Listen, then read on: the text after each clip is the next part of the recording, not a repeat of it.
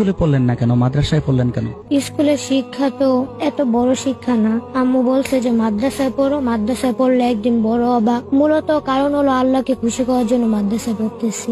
স্বপ্ন কি আছে? আমার স্বপ্ন আল্লাহকে খুশি করাই, একজন হাফেজ হবো, একজন ভালো মানুষ হব, এটাই স্বপ্ন। আমার বাবা চাকরি করে, মা বাসায় কাজ টাজ করে, হাউস ওয়াইফ। বড় হয়ে মায়ের জন্য কি করবো? বলছিল আম্মু যে আমি মরার আগে যেন শুনতে পারি যে তুই হাফেজ হবি। আমিও আল্লাহর কাছে দোয়া করে যেন হাফেজ হইতে পারি। পারবা মায়ের স্বপ্নটা পূরণ করতে? মানে আল্লাহ তাআলার কাছে গিয়েছি, এখন আল্লাহ তাআলা ফিরাই দিবে না। অনেক কুরবানি করতেছি, এখন আল্লাহ তাআলা দিবে ইনশাআল্লাহ। প্রত্যেকটি নামাজের মোনাজাতে কোন মানুষটার জন্য দোয়া করে? সবার জন্য দোয়া করি, আব্বু আম্মু দাদি নানি। বড় হয়ে মায়ের জন্য কি করে?